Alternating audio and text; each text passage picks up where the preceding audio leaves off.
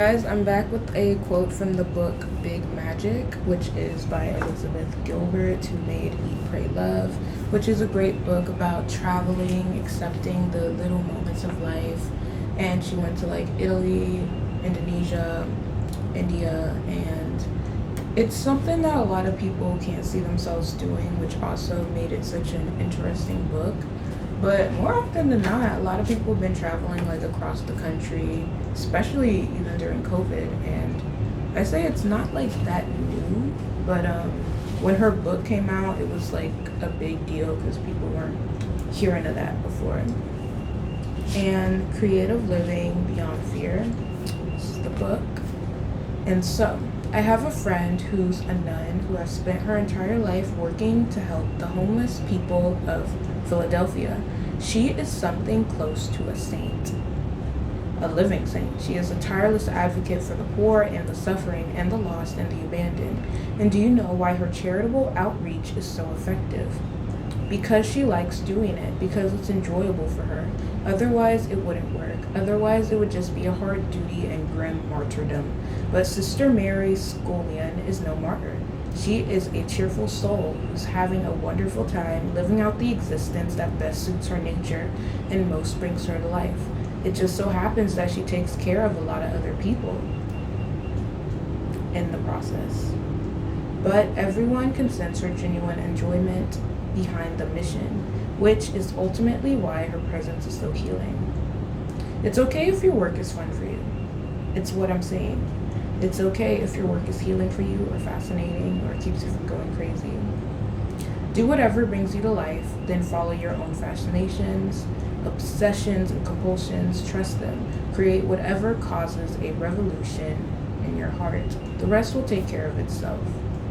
And then there's a quote, "There is no love which does not become help," taught the theologian Paul Tillich. So, what I enjoyed about this chapter is the fact that it's true. Like, you can tell people, for one, in social work who don't like their jobs and don't like helping poor people. And there are people who like will go out and say, okay, I'm gonna do this, I'm gonna just go out to the homeless, I'm gonna donate just because it makes me look like a good person. And when you don't have that passion of actually like, you know what, I think that this could be good for somebody else, I'm gonna do this for me to feel good, it falls flat. As well, a lot of things like that help people. It's not like it helps all people. So even when you say, okay, I'm gonna do this to help people, odds are you're only helping like a small percentage of the world, no matter what. And it's not to be mean, it's just that your work isn't gonna do as much as you think it's gonna do, ever. It doesn't matter. We have 8 billion people in the world, so helping people, it's like, you can only help so much, so many in the end. And so don't really put it at the forefront, because you can't determine, you can't control if somebody's gonna get help by what you do or not. That's the facts. And I kind of feel like you should just do something because you enjoy doing it. Because when people say help people, oh, I'm gonna do this to help people, I personally feel like, really?